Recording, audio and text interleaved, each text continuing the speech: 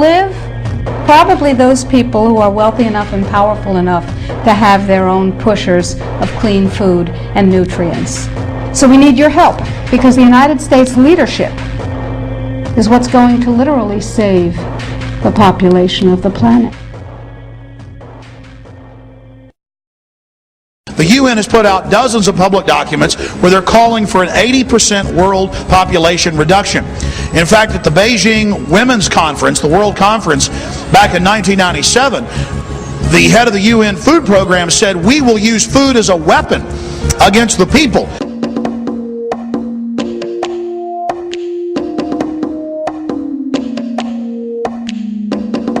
66% of the United States residents' public water is fluoridated.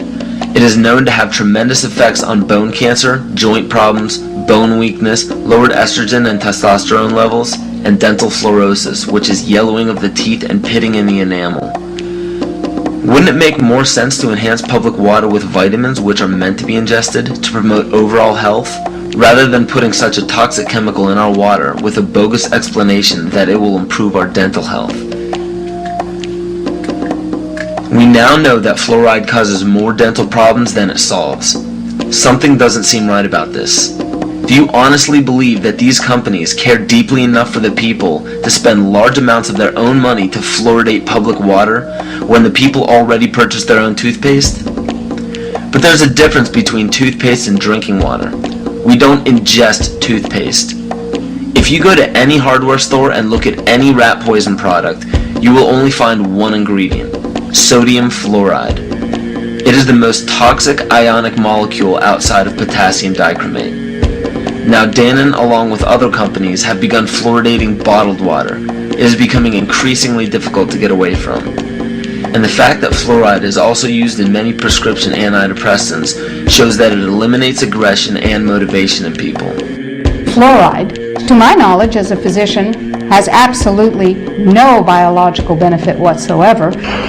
But one of the significant things is that the Russians carried out all sorts of experiments on people living in the Gulag. One of them, of course, was to fluoridate the water. Why? You fluoridate the water, why people are not as aggressive as they ordinarily would be. In fact, what is the active ingredient in Prozac that is so widely distributed in America today? Well, it's a fluoride compound. And now, we are finding that public water nationwide is showing up with arsenic, lead, cadmium, and thermonium, which is a radioactive form of lead. Cancer, lowered sex drive, birth defects, sedation, and brain defects. Does this not sound like a wonder drug for anyone aiming to control a population?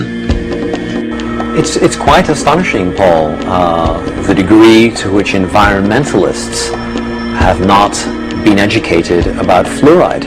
You know, people have an unconscious trust in their doctor or their dentist, and if you can persuade doctors and dentists that fluoride is safe and good, then you're able to reach the rest of the nation. People believe their doctors and dentists, and that was a way of promoting fluoride for Bernays. Fluoride was killing their cattle, destroying their crops. Fluoride given to rats had produced bone cancer and liver cancer, and that those results had been doctored to make it look as though fluoride hadn't caused as much cancer. The pattern that we saw, it typically is what we see with other neurotoxic agents that are well known to cause a hypoactivity or a memory problem or an IQ problem.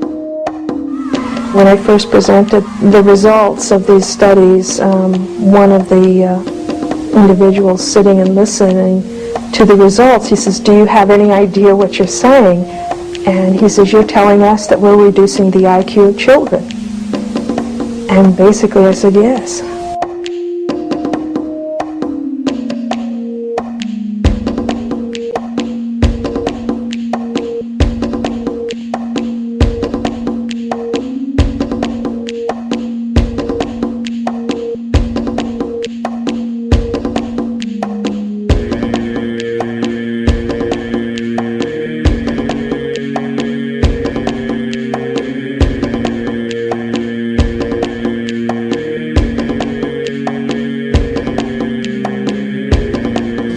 Aspartame. the artificial sweetener found in almost every low-sugar or sugar-free product on the market. First of all, aspartame is made up of three things: methanol, which of course is what produces blindness, aspartic acid, and phenylalanine. These are all poisons. Aspartic acid, of course, produces brain lesions. This was known back in the early 1970s. Methanol produces blindness. Phenylalanine is what you see certainly in the brain, and in high dosage it produces trauma. We're not making this all up. The FDA did publish back in, I think it was in the 80s, they did publish the 92 potential side effects of aspartame. And they do, these side effects are quite, are extremely serious. Things like dizziness, problems with balance, abdominal pain and cramps, changes in vision, seizures and convulsions, etc., etc. So the nervous system seems to be one of the areas that's most affected. So we see people have difficulty thinking. They feel like they're walking around in a cloud or a fog. Yet despite all of these harmful effects, Donald Rumsfeld pushed it out into the stores in over 5,000 products when he was CEO of Searly, the company that manufactured aspartame.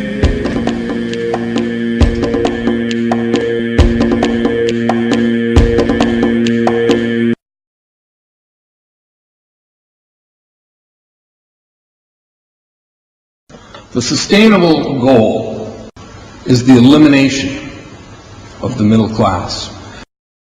The world cannot support 6 billion people. But you see, the plan behind sustainable development includes population control.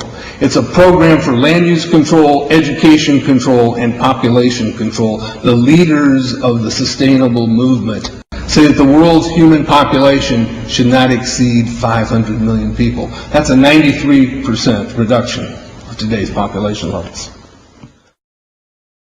In 1992, while the Rio Conference was going on, George Bush, then president, was there. He was just offshore in Prince Charles's yacht, where he executed the Agenda 21 protocols on behalf of the United States and brought it back to Washington, D.C. Within a year, Bill Clinton, by executive order, established the President's Council for Sustainable Development. In 1996, Bill Clinton set up the President's Council on Sustainable Development.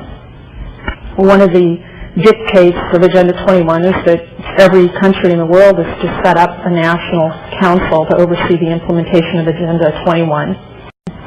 I've listened to Gorbachev explain, we are writing a new set of 10 or 15 commandments to replace the original 10.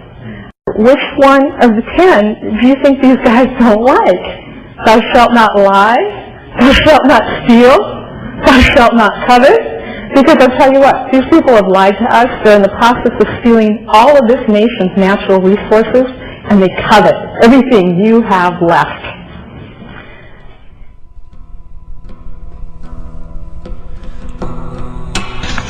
To explain the map, the red are areas that are to be off limits to human beings. If you live there, you won't.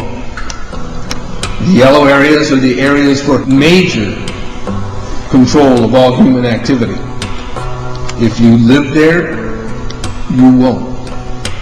The black dots are the smart growth zones. That's where human beings are to be stacked and packed in small living units along rail tracks. The Smart Growth Program ultimately has jobs assigned and children cared for by the state.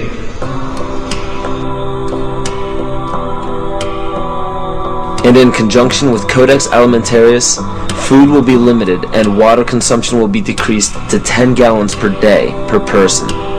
That is over a 90% reduction in people's average daily water consumption. And along with shortages of food and water, the food we will be provided with will be genetically manipulated and nutrient deficient. Genetic manipulation of food causes complications in metabolizing and utilizing food for energy.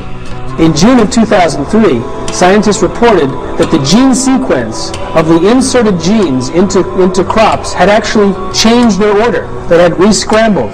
So the genetic inserts are not stable.